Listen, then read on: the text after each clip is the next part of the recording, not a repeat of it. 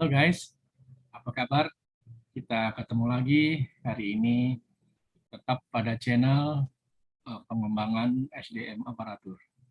Kali ini saya akan berbagi pengetahuan tentang bagaimana strategi delivery pembelajaran pelatihan dasar CPNS khususnya pada agenda kedua untuk blended learning. Presentasi tentang strategi delivery pembelajaran agenda 2 Latsar CPNS kepada evaluator agenda 2 pada workshop fasilitator Latsar CPNS angkatan ke-10 tahun 2022.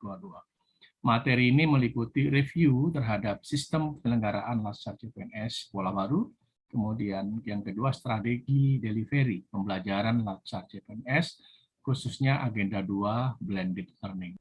If you are not willing to learn, no one can help you. If you are determined to learn, no one can stop you. Lebih kurang diartikan, jika kamu tidak ingin belajar, maka tidak ada seorang pun yang dapat membantumu. Jika kamu bersungguh-sungguh untuk belajar, maka tak satupun orang dapat menghentikanmu. Luar biasa ini quote. Semoga bisa menginspirasi kita untuk senantiasa terus belajar sepanjang hayat ya, lifelong learning. Baik, kita akan mereview sebentar bagaimana penyelenggaraan Latsar CPNS tahun 2022. Ini adalah regulasi untuk penyelenggaraan Latsar CPNS tahun 2022. Yang terbaru itu adalah keputusan Kepala LAN nomor 13 tentang penyelenggaraan Latsar CPNS, kemudian keputusan Kepala LAN nomor 14 tentang kurikulum. Kemudian ada perubahan atas peraturan LAN nomor 1 tahun 2021, yaitu peraturan LAN nomor 10 tahun 2021 tentang perubahan atas peraturan LAN nomor 1 tahun 2021 tentang pelatihan dasar CPNS. Kompetensi yang ingin dikembangkan melalui Latsar CPNS ini adalah kompetensi pembentukan karakter, ya, pembentukan karakter PNS yang profesional, berkarakter sebagai pelayan masyarakatnya, yang sesuai dengan bidang tugas dan jabatan. Untuk mengukur kompetensi di atas itu berdasarkan dari kemampuan 4 hal. Yang pertama, CPNS mampu menunjukkan sikap perilaku bela negara, kemudian mampu mengaktualisasikan nilai-nilai dasar PNS, kemudian mampu mengaktualisasikan kedudukan dan peran PNS untuk mendukung terwujudnya smart governance sesuai dengan peraturan perundang-undangan yang berlaku. Kemudian dapat menunjukkan pula penguasaan kompetensi teknis ya, yang sesuai dengan bidang tugas atau bidang jabatannya. Mengapa harus Latsar berakhlak? Ya, ini didahului atau dikarenakan terbitnya surat edaran Menteri Pendayagunaan Aparatur Negara dan Reformasi Birokrasi pada tanggal 26 Agustus tahun 2021 yang lalu, ya. Surat edaran Menteri Pan-RB nomor 20 tahun 2021 tentang implementasi core values dan employer branding ASN. Ya, surat edaran ini mempunyai implikasi terhadap perubahan kurikulum pada penyelenggaraan Latsar CPNS. Kemudian terbitnya surat edaran ini juga dengan memahami fenomena yang ada di lapangan bahwa setiap entitas pemerintahan itu, setiap birokrasi pemerintahan itu mempunyai core values masing-masing. Jadi ini akan berdampak kepada perilaku PNS ya, ketika seorang PNS ingin pindah atau mutasi ke instansi pemerintah yang lain, maka dia harus mempelajari dulu lagi core value yang ada di situ ya, karena ada perbedaan itu. Ya, berdasarkan pada kenyataan empirik tersebut, kemudian Menteri Pan-RB mengeluarkan surat edaran bahwa hanya ada satu core value SN pada birokrasi pemerintah, yaitu core value berakhlak. Ya. Berakhlak itu merupakan akronim dari berorientasi pelayanan, akuntabel, kompeten, harmonis, loyal, akuntabel, dan kolaboratif. Kemudian satu juga employer brandingnya bangga. Hanya satu core values itu memberikan penguatan budaya. Ya. Ini alasan mengapa harus ada satu core value. Karena memberikan penguatan budaya kerja yang dapat mendorong pembentukan karakter ASN yang profesional, kemudian memudahkan PNS untuk melakukan talent mobility, melakukan proses adaptasi ketika yang bersangkutan pindah ke instansi yang lain. Ya, itu antara seperti itu. Nah, penyelenggaraan Lansar CPNS ini ada 3 jenis pelatihan, yaitu pelatihan klasikal, pelatihan blended learning, dan pelatihan distance learning dalam keadaan darurat atau keadaan lainnya. Kalau pelatihan klasikal itu seperti yang sudah kita pernah ikuti pada yang lampau ya, waktu yang lampau ya, jadi pelatihan tatap muka di kelas begitu dengan fasilitator atau tenaga pelatihan yang ada berdiri di depan kelas begitu ya, itu disebut yang klasikal. Kemudian blended learning. Blended learning merupakan integrasi perpaduan antara pelatihan klasikal dengan pelatihan modern ya yang berbasis perangkat elektronik begitu dengan melakukan pelatihan melalui media perangkat elektronik ya menggunakan jaringan internet. Itu adalah blended learning. Kemudian distance learning ini muncul karena adanya situasi pandemi penyakit ya virus COVID-19 yang mulai merebak di awal 2019 yang lalu ya. Ini yang memicu lembaga-lembaga pelatihan pemerintah maupun non pemerintah mulai menggunakan media lain ketimbang melakukan pelatihan-pelatihan klasikal tatap muka di depan kelas begitu yang rentan terhadap penularan virus COVID-19. Dalam konteks sekarang kita akan berbicara tentang pelatihan blended learning. Blended learning ini ada 3 fase, 3 tahapannya. Yang pertama adalah pelatihan mandiri. Ini sering disebut dengan akronim MOOC ya, Massive Open Online Course. Jadi ini pelatihan mandiri atau self learning yang dilakukan sendiri oleh peserta pelatihan secara tidak langsung atau asinkronus. Kemudian yang kedua fase atau tahapan pelatihan distance learning. Ini juga ada 2, yaitu pelatihan pembelajaran melalui e-learning dan kemudian pembelajaran melalui aktualisasi. Pembelajaran melalui e-learning pun dibagi lagi menjadi 2, yaitu pelatihan e-learning yang secara langsung, ya, yang secara sinkronus, kemudian e-learning yang tidak langsung, yang asinkronus. Disebut langsung karena ada pembelajaran kolaboratif antara peserta pelatihan dengan fasilitatornya. Kalau pembelajaran asinkronus, maka peserta pelatihan belajar mandiri, self learning. Itu perbedaannya di situ. Yang terakhir atau yang ketiga adalah tahapan atau fase pembelajaran klasikal. Klasikal di sini adalah klasikal blended learning. Ya. Jadi pembelajaran klasikal ini bertemu antara peserta pelatihan dengan fasilitatornya. Jadi ini juga masih dalam konteks pembelajaran kolaboratif. Ya. Namun ketemu darat di sini ya, kopi darat antara fasilitatornya dengan peserta pelatihannya. Seperti itu ya. Kalau pelatihan mandiri itu dilaksanakan di tempat kedudukan peserta dimanapun dia berada dan kapanpun dia mau belajar mandiri melalui LMS LAN di MOOC. Sedangkan distance learning ini juga dilakukan di tempat kedudukan peserta. Hanya tidak bisa kapanpun dia, karena waktunya itu harus ada kesepakatan antara peserta pelatihan dengan fasilitatornya. Kemudian jadwal sudah ditetapkan oleh lembaga pelatihan. Sedangkan pembelajaran klasikal itu dilaksanakan di Lemdik, di lembaga pendidikan, atau di tempat penyelenggaraan pelatihan blended learning. Ya.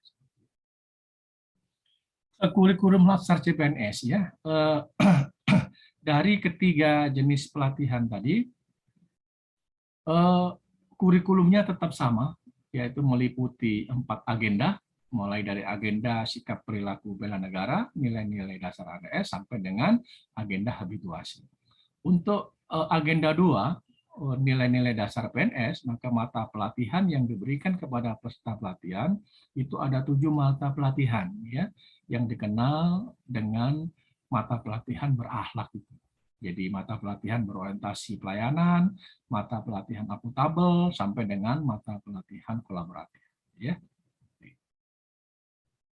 Keterkaitan antar agenda. Ya. Antar ke agenda itu juga link and match ya, seperti itu. Jadi kita lihat di layar ini, agenda 4 itu memiliki keterkaitan dengan agenda 2 dan agenda 3. Ya, agenda 2 ada yang di bawah garis putih itu, dan agenda 3 ada yang di atas garis putih. Agenda 3 itu mempunyai peran itu dalam scanning isu yang dilakukan oleh peserta pelatihan. Jadi peserta pelatihan memang diminta oleh coach-nya untuk melakukan scanning isu di instansinya atau di unit kerjanya. Isu-isu apa yang aktual di situ, isu-isu apa yang kontemporer di situ yang punya dampak terhadap pelaksanaan tugas dan fungsi institusinya, ya, unit kerjanya.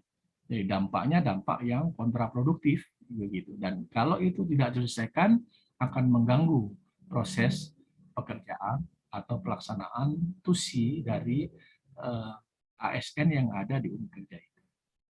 Setelah isu ini didapatkan, kemudian dicari penyebab isunya, kemudian diusulkan gagasan kreatifnya oleh peserta pelatihan, kemudian dia mengusulkan kegiatan dan membuat output dari kegiatan itu.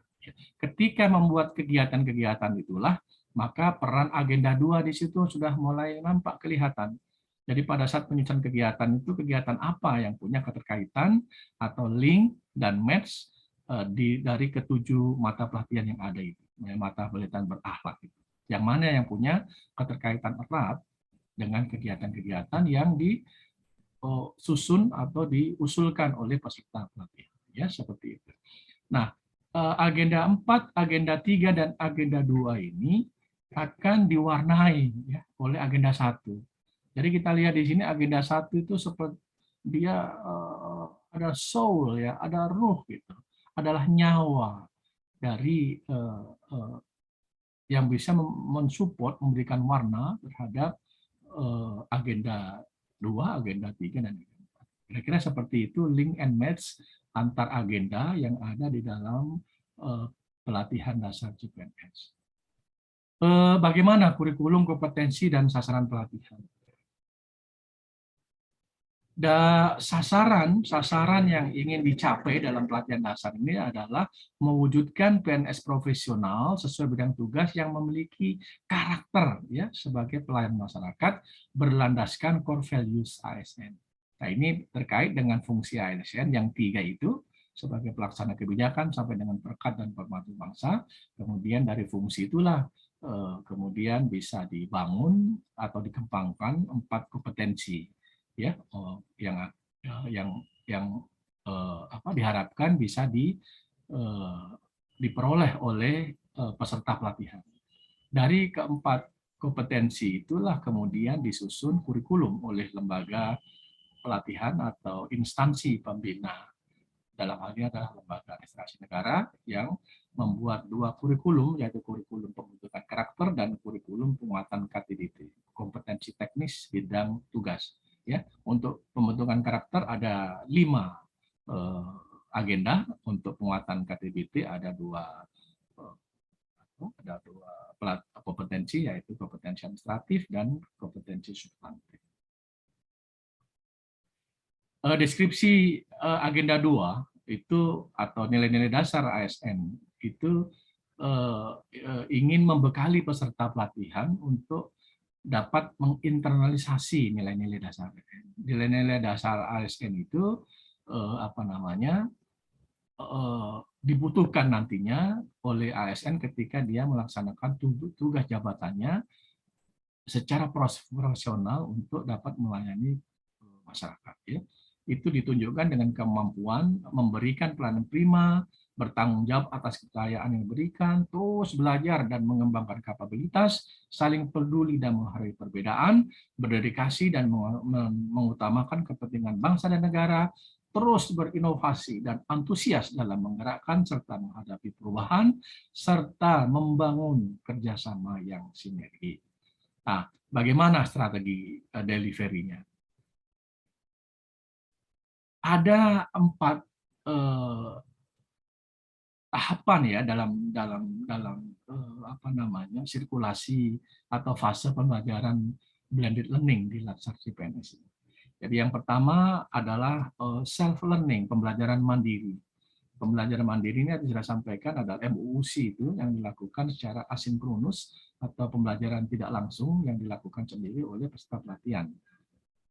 Untuk agenda 2 ini selama lebih kurang 12 hari misalnya.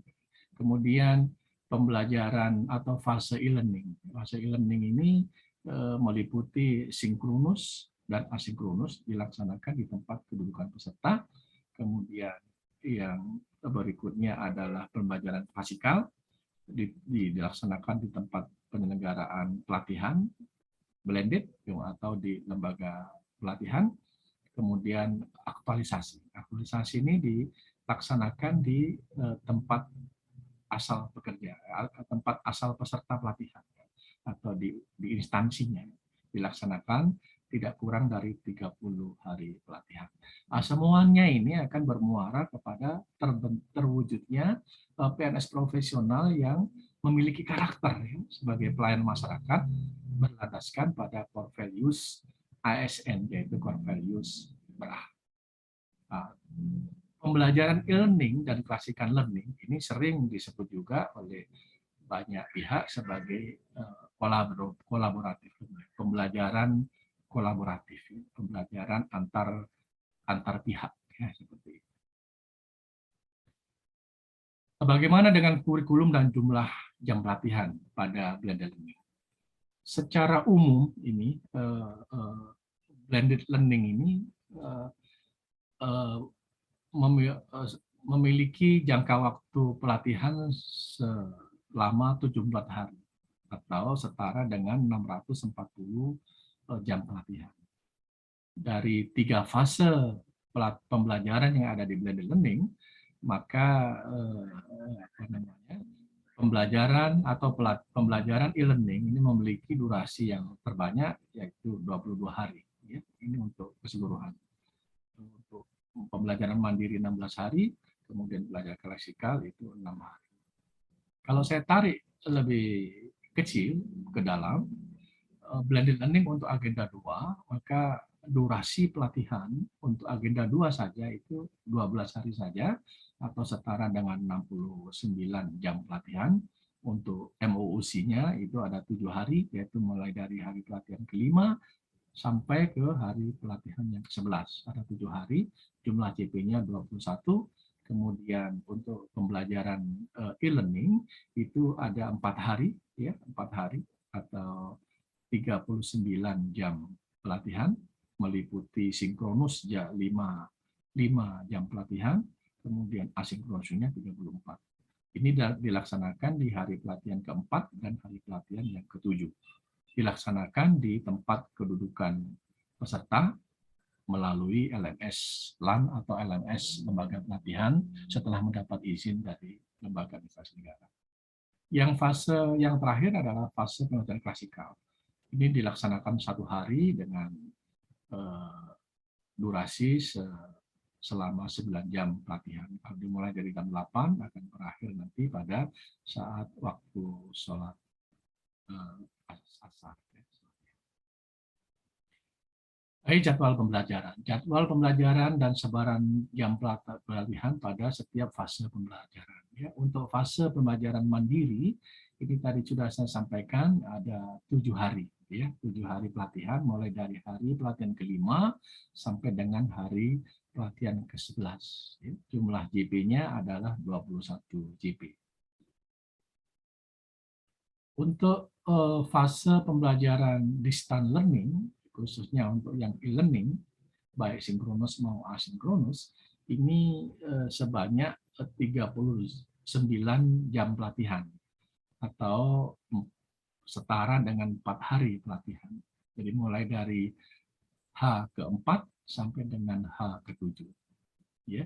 Untuk asinkronusnya hari H pada H keempat itu 6 JP, H kelima 10 JP, H keenam 12 JP, dan H ketujuh adalah 6 JP. Jadi total adalah 34 JP.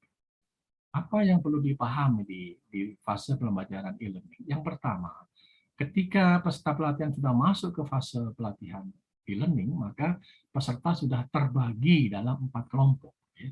Satu kelompok itu sebanyak 10 orang, maksimal 10 orang, ya, dengan 4 fasilitator yang akan memfasilitasi peserta pelatihan per agenda. Jadi satu fasilitator, satu agenda. Pada saat pembelajaran sinkronus, lembaga penyelenggara pelatihan memberikan fleksibilitas, ya, dalam pelaksanaan jadwal atau jumlah CP atau hari pelaksanaan pelatihan itu kepada tenaga pelatihan atau kepada fasilitator. Supaya agar dengan mendasari adanya kebutuhan yang berbeda atau kesiapan belajar dari peserta yang juga beragam, ya, pada setiap pelaksanaan pelatihan. Di setiap kelas pun kadang tidak sama pada setiap angkatan. Untuk agenda 2 BL ini saya coba menyampaikan ada 4 skenario di sini. Ada skenario 2003, 3002, 2102 maupun 5000. Artinya kita lihat bahwa di hari keempat itu sinkronus ada 2 jam pelatihan, ya. Kemudian di hari ketujuh sinkronus ada 3 jam pelatihan. Ini yang saya sebut dengan 2003, ya. Atau sebaliknya, yang 3 JP saya lakukan di hari keempat, kemudian yang 2 JP saya laksanakan di hari ketujuh. Ya, jadi ini disebut dengan 3002. Atau bisa juga di hari keempat 2 JP, di hari kelima 1 JP sinkronus. Hari ke-6 kosong, hari ke-7 menjadi 2 JP. Atau keseluruhan sinkronus dilaksanakan di hari keempat. Ya, seperti itu. Ini mendasarkan kepada kebutuhan yang ada ketika kita akan melakukan pembelajaran, kemudian atau kita melihat bagaimana kesiapan belajar dari peserta itu sendiri. Di dalam kegiatan pembelajaran asinkronus itu fasilitator bisa memberikan penugasan kepada peserta pelatihan yang diberikan selama 4 hari pelatihan, mulai dari H4 sampai H7, ya, seperti itu.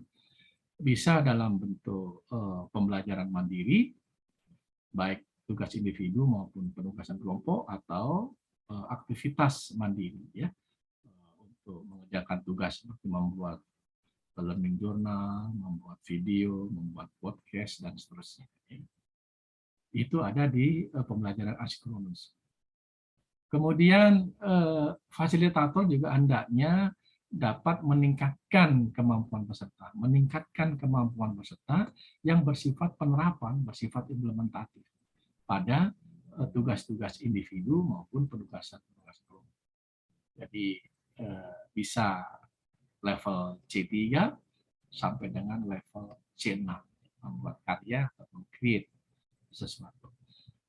Blended learning ini dilaksanakan di tempat kedudukan peserta. E-learning dilaksanakan di tempat kedudukan peserta. Yang ketiga adalah fase pembelajaran klasikal. Di sini hanya dilaksanakan 1 hari saja, yakni pada H10, kemudian sebanyak 9 jam pelatihan, 9 jam pembelajaran. Ya. Coaching agenda yang dimaksudkan di sini bertujuan untuk memberikan penguatan, ya, learn, pembulatan, dan feedback terhadap hasil pembelajaran yang telah dilaksanakan oleh peserta pelatihan, khususnya pada agenda kedua, pembelajaran klasikal ini dilaksanakan di lembaga pendidikan atau di tempat penyelenggaraan blended learning. Kalau disimpulkan ya, atau dibulatkan, jadi fase e-learning itu ada di sini 39 JP berarti, ya. 2 JP sinkronus hari keempat, kemudian 3 JP sinkronus pada hari ke-7, ya, seperti itu. Kemudian pada hari pelatihan keempat sampai ke-7 itu adalah pembelajaran asinkronus sebanyak 34 JP, yang H keempatnya 6 JP, H kelimanya 10 JP, sampai dengan H ke-7-nya adalah 6 JP. Untuk fase klasikal, ini adalah pertemuan kelas besar ya, atau pertemuan satu angkatan. Jadi isinya 40 orang, dilakukan dengan secara tim teaching. Jadi ada 4 fasilitator atau 4 coach yang sudah ditunjuk oleh lembaga pelatihan untuk nantinya dapat memfasilitasi peserta pelatihan. Strategi delivery untuk e-learning sinkronus pertama ini ada 3 sesi, sesi pembukaan, penyampaian, sampai dengan sesi penutupan. Pada sesi penyampaian itu dilakukan pemberian penugasan. Ya. Intinya di pembelajaran sinkronus pertama ini fasilitator memberikan penugasan kepada peserta pelatihan. Jadi 4 hari ya, karena memang ada dari H4 sampai dengan H7. Karena itu ada 4 hari penugasan yang diberikan kepada peserta pelatihan. Jadi mulai dari hari pertama, hari kedua sampai dengan hari apa saja yang diberikan, mulai dari memberikan learning journal, kemudian membuat video, membuat podcast, membuat mind map, dan seterusnya ya, seperti itu. Kemudian pada H keempat itu juga dibentuk kelompok kecil. Jadi dari 10 tadi, satu kelompok yang berisi 10 tadi dibagi lagi ya menjadi 2 kelompok. Misalnya saya lebih suka saya bagi menjadi 2 kelompok. Jadi satu kelompok 5 orang ya, supaya hasil diskusinya lebih baik ya ketimbang hanya 2 atau 3 orang saja. Nah, setiap kelompok kecil tadi yang terdiri dari 5 orang diberi tugas. Misalnya kelompok 1, dia diberi tugas untuk menyusun makalah hasil analisis kasus berakhlak, ya, penerapan kasus-kasus berakhlak di instansi pemerintah, khususnya di instansi asal peserta. Ya. Kemudian melakukan presentasi di hari yang telah ditentukan oleh fasilitatornya. Biasanya di pertemuan sinkronus yang kedua pada H7. Untuk kelompok 2 diminta untuk membuat makalah terhadap video role model tokoh yang telah melakukan atau menerapkan ya nilai-nilai dasar berakhlak. Kemudian dia mempresentasikan pada ke-7 atau pada hari yang telah ditentukan oleh fasilitatornya. Sedangkan untuk tugas-tugas yang bersifat individu, penugasan individu, itu tugasnya diupload ke LMS LAN atau ke LMS penyelenggara pelatihan yang telah diberi izin oleh LAN.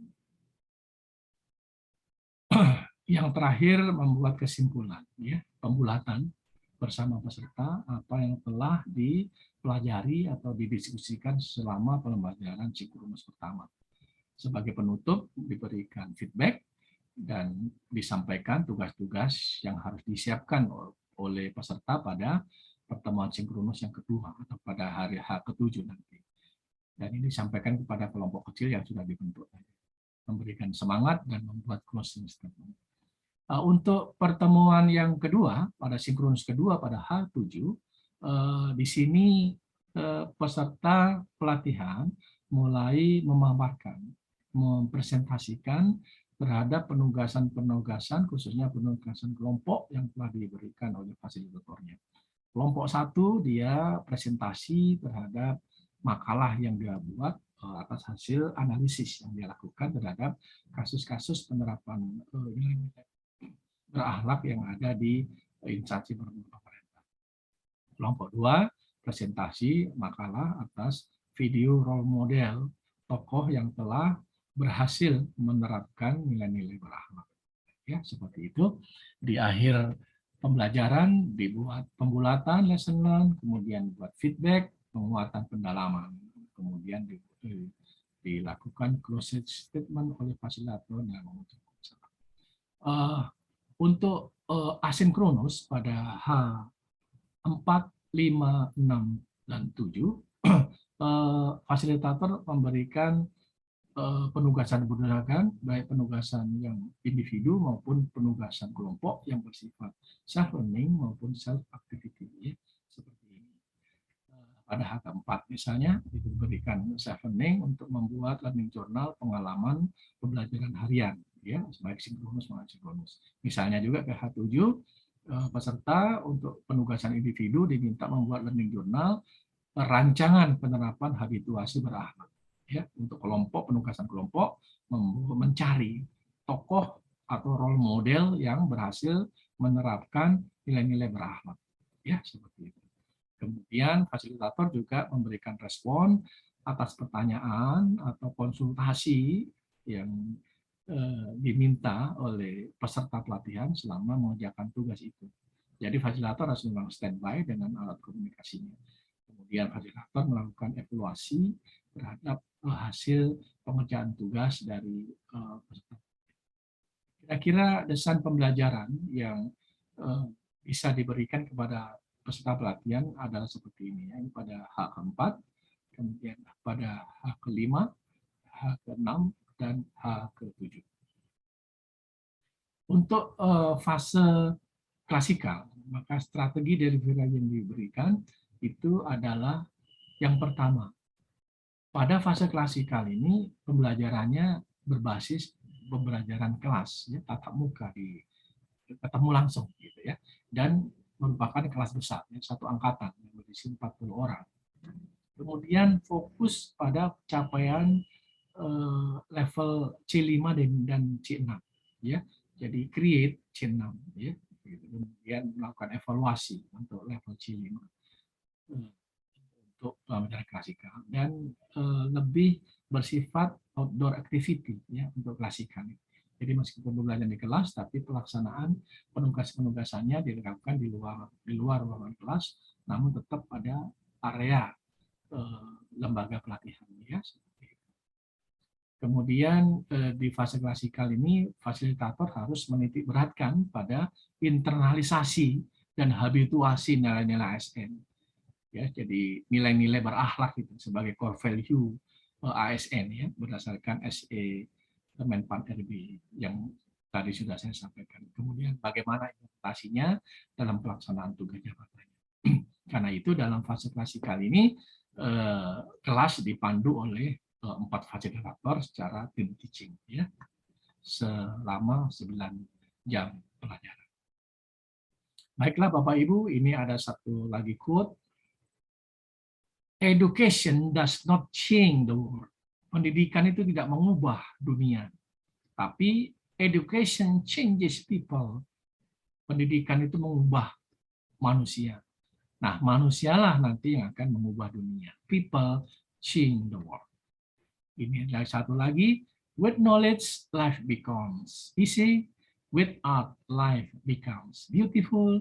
With faith, life becomes meaningful. Terjemahan bebasnya lebih kurang, dengan pengetahuan hidup menjadi mudah, dengan seni hidup menjadi indah, dengan keyakinan hidup menjadi lebih berarti. Sekian, terima kasih. Wassalamualaikum warahmatullahi wabarakatuh.